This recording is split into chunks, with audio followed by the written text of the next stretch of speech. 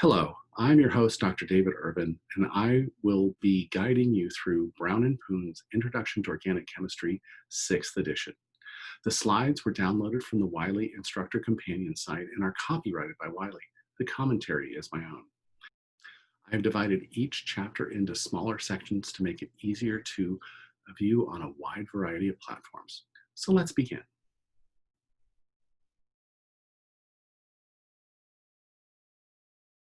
We will continue with Chapter 5, Part 2, Reactions of Alkenes and Alkynes.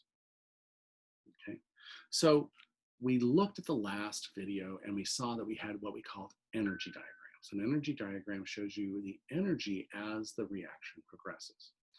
A reaction mechanism is a step-by-step description of how the reaction actually occurs.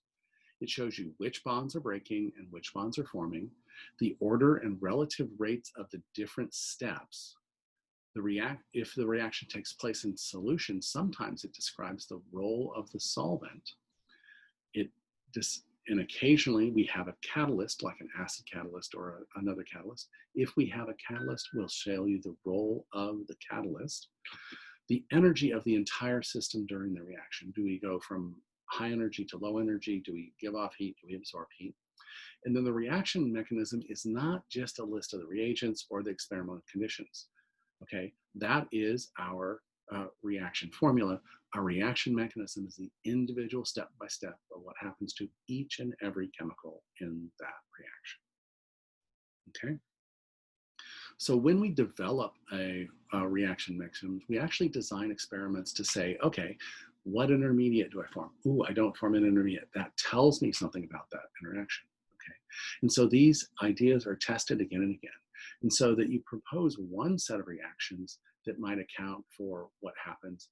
And once we start studying that, it might not agree with that. And so we have to come up with new ideas about what happens. If that experiment didn't prove to be correct if that experiment did not support that mechanism, we have to change the mechanism to fit that. Therefore, reaction mechanisms are used to help us discern what they are and how to design better experiments. A reaction mechanism usually uses the symbolism of a curved arrow showing where valence electrons are moving back and forth. Just like when we do loaded stock structures and resonance, the movement of electrons, the forming of bonds, and the breaking of bonds is where we see reaction mechanisms give us our most valuable information. Okay, so why do we use mechanisms? One, it helps us give a theoretical framework on how to organize descriptive chemistry, meaning that, okay, we have several things and they all follow the same mechanism, so they must have a similar property to them that allows them to react that way. Oh, we have the same functional group, but it does different things. If that same functional group does different things, maybe it has different mechanisms to go to different products. Okay, it also lets us figure out that, hey, we can predict behavior because if this product does this, this product will do that. And so we can predict behaviors as well. And we use it for a new tool to say, okay, if this compound reacts this way, and it should react with this mechanism, I can predict this to be, I can design an experiment and say, hey, does it actually follow this mechanism or not? Or do we have something new? Okay, so there's very, it's mechanisms are not just hocus pocus and, I don't know, I just guess, okay? There's several patterns that happen in mechanisms that we'll see over and over again. For example, when we have an acid catalyst, we'll think, oh, we need to transfer a proton. When we have a hydrogenation reaction, we have to look for what's the catalyst system that we're using. So there's several common themes that we'll see as we go through describing mechanisms. The first pattern is the addition of a proton, okay? In this case, we will have somewhere in the material an acidic proton will be transferred to the more basic system. So in this case here, we'll actually see that in the reaction between acetic acid and ammonia, we have the transfer of these electrons to form a new bond with hydrogen, because we're talking about a Lewis base here. And so it's transferring, it's donating its electrons to grab a hold of this hydrogen, transferring the hydrogen first, giving us a reactive species and another reactive species. So this might be the great first step in a reaction to make something more reactive. Okay, so the next thing we can do is also what we call adding a proton. So instead of moving a proton from one to the other, we can actually take something that already is acidic and transfer it to something else. So in this case here, we could take something like hydronium ion, which is a positively charged species, and we can use the electrons from a double bond to donate to that hydrogen, creating a new sigma bond, a neutral species, and now we have a new reactive intermediate. So transfer of a proton is a very common pattern we'll see in these mechanisms. Okay, so in this case, when we do add this proton, the most accurate way to show the transfer is the idea that the electrons are moving to grab a hold of the proton to generate our new sigma bond on this carbon here, generating our species. Okay, so the electrons from the alkene are reaching out to grab the proton to give us our new covalent bond. Okay, so in pattern 1, we are donating a proton, okay? In pattern 2, we take away a proton. We have something that is basic that is gonna pull away that hydrogen from it. And in this case here, we used the base ammonia to pull away a hydrogen, to give a hydrogen to this base.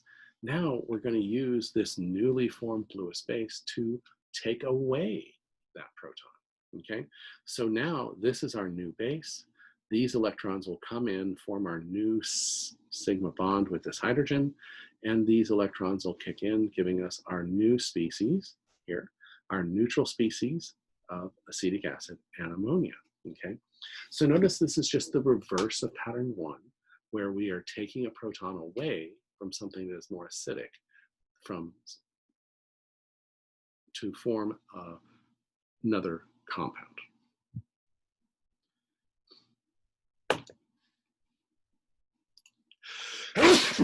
Excuse me. The third pattern is the reaction of an electrophile and a nucleophile to form a new covalent bond. So let me define electrophile. Electrophile is an electron-poor species that can accept a pair of electrons to form a new covalent bond. Think Lewis acid, okay? They typically have a positive charge or are just electron-poor, okay? A nucleophile tends to be an electron-rich species that can donate a pair. Think Lewis base. Think I already have a pair of electrons that I can donate to form that new covalent bond.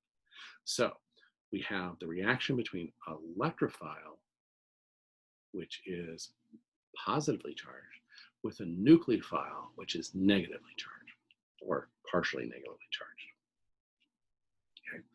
The next pattern we have is once we have something, we can do what we call a bond rearrangement, meaning we can move a bond to one adjacent carbon over such that it would make a more stable compound. It only rearranges if it makes a more stable compound, okay? So in these rearrangements, you tend to break a single sigma bond and move it over one atom. You never move it more than one atom, and you only do it to make a more stable compound. And we'll see that time and time again. The other thing we can do is we can break a bond to form a stable molecule or ion, okay? So in the case of this compound here, we actually have a polarized sigma bond, okay? We have carbon and bromine, they have a big electronegativity around, so we have a polarized bond. And what could happen is the bromine, which is more electronegative, will take the electrons with it and leave and dissolve off in solution, leaving us with our new Lewis acid ready to accept protons.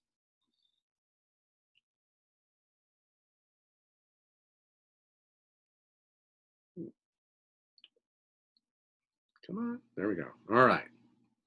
So with those basic concepts, let's talk about different reactions we have with alkenes and alkynes. And I'm going to start with the alkenes to look for patterns we see with that double bond. That pi bond is the reactive species in our alkenes. And so we're going to deal with those electrons first when we do reactions. So the first reaction we're going to do is we're going to call what we call hydrohalogenation, or the addition of hydrogen halides like HCl, HBr, and HI to the double bond, okay? In these reactions, we have the electrons from the double bond reaching out and grabbing a hydrogen, and the bromine ending up to attack the other side of the double bond. So one of the species is going to add to one of the carbons, and the other species is going to add to the other carbon. That's why we call them addition reactions, because they're going to add across that double bond. We can do that same type of addition by with water, and it's called hydration. Typically, it's done with an acid catalyst.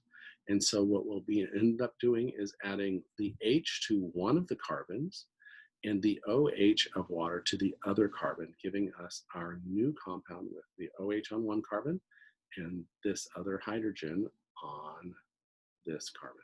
So again, we're adding across the double bond.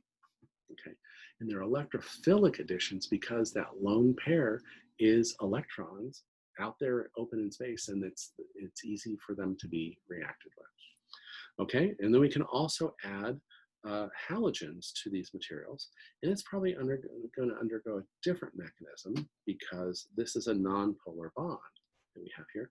But what we'll get is one halogen is going to add to one side of the carbon, one halogen is going to add to the other side of the carbon-carbon double bond to give us our dihalo compound.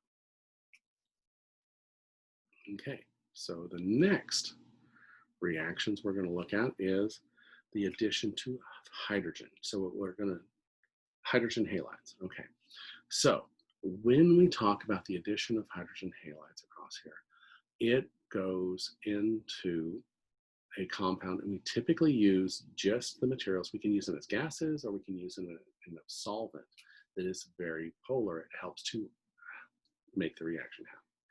Now, when we add HCl across the double bond, we actually have specificity about which side the hydrogen goes on and which side the chlorine goes on, okay? And so this regioselective, meaning that we will selectively add the chlorine to one side versus the other, tells us something about the mechanism. And it gives us repeatable reactions that we can say, okay, this reaction always or most of the time adds in this direction. Okay. In this particular reaction, when we have an alkene that has a substitution on one side and no substitution on the other, and we add an acid halide across it, the halide, or chlorine in this case, will always add to the more substituted side, i.e. the side with more carbon attachments to it. The hydrogen will always add to the side with more hydrogens on it, okay? So this addition reaction, where the hydrogens go where more hydrogens are bonded, is what we call the Markovnikov's rule, okay? And there's a mechanistic reason we'll describe later about why this happens. But a lot of these reactions have regioselective reactions because of their mechanisms.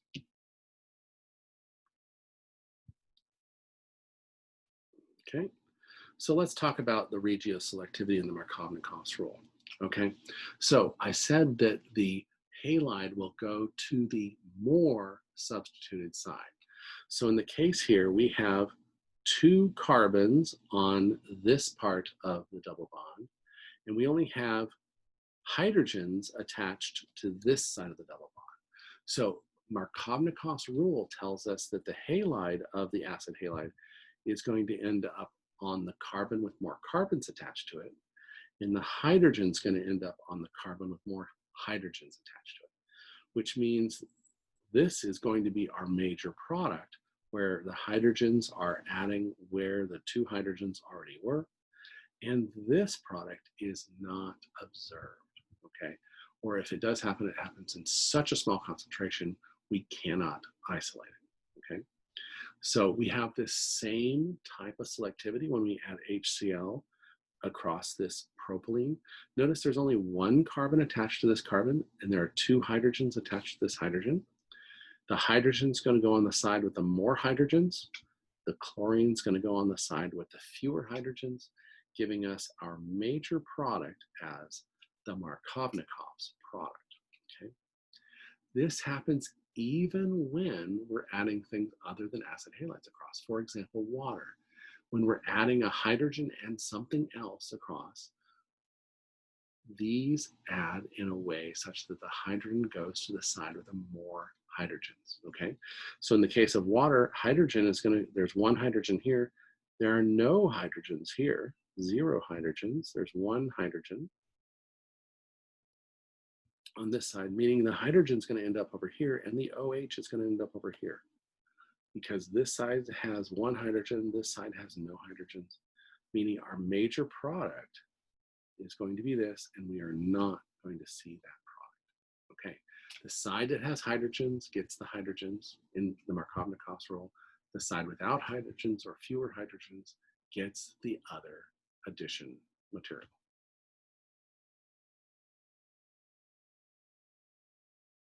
Okay, so let's apply Markovnikov's rule to a couple different reactions here just to make sure we have it. Okay, so this side of here has our hydrogen on it, which means that, and this part of the double bond has no hydrogens on it. That means our bromine is going to end up here and our hydrogen is going to end up here, giving us our final product of H,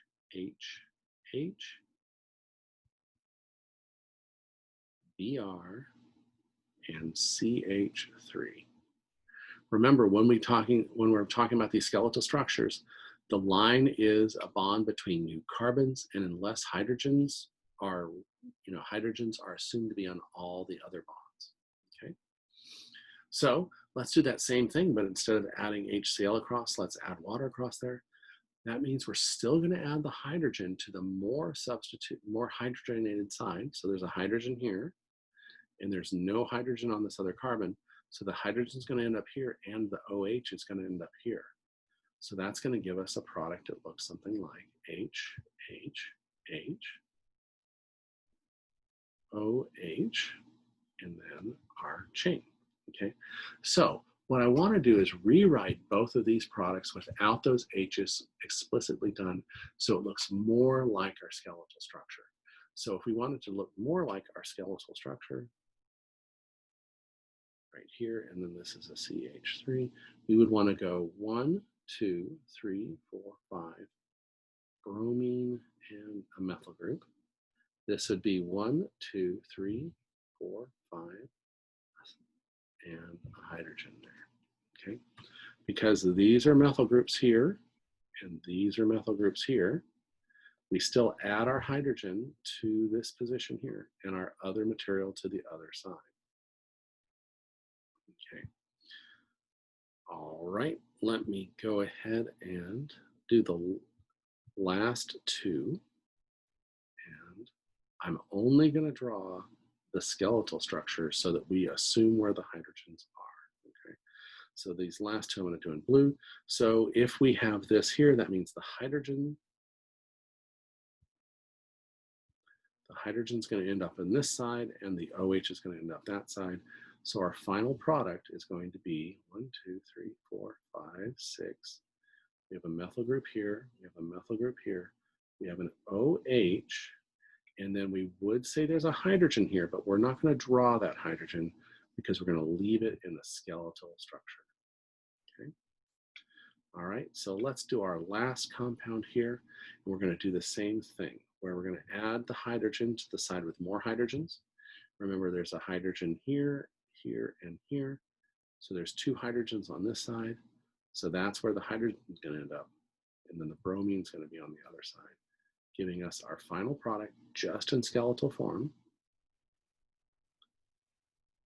Br. Okay, you try a few of those in the homework yourselves, and then we will move on. Okay, on the next slide here, we have the idea that In those reactions, we just showed you what the product is.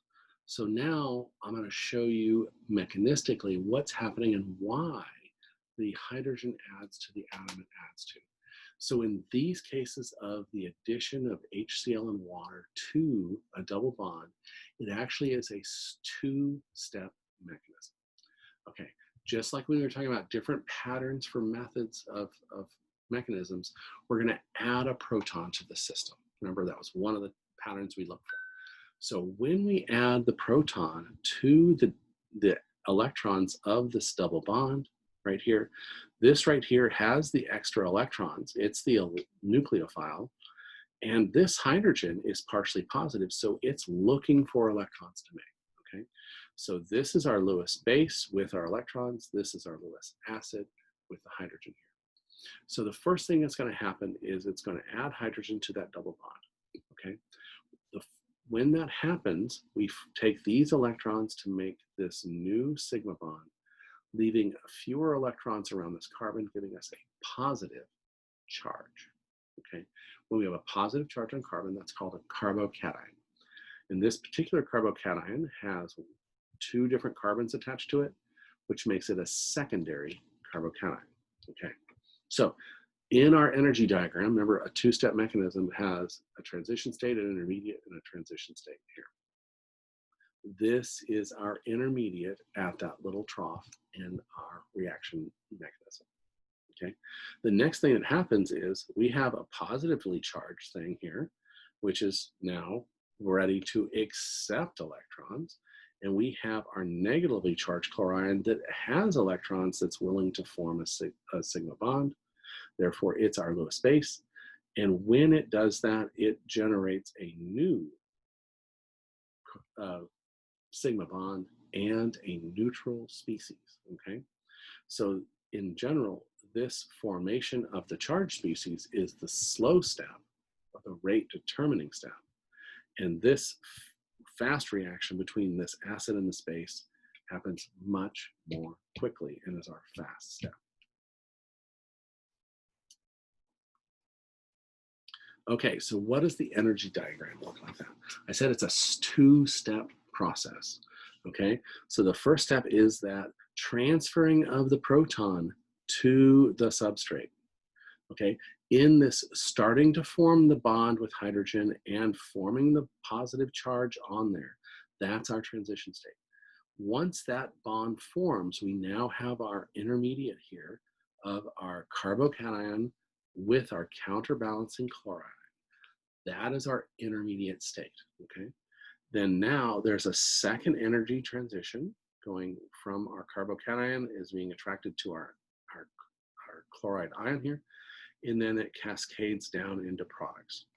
Now, because the products are lower in energy than the starting material, that means the reaction is exothermic because it gave off heat. If it was higher than this, it would be endothermic, absorbing heat. Okay, so that is an introduction to what mechanisms are, what typical patterns we should look for, and what the mechanisms look like in our energy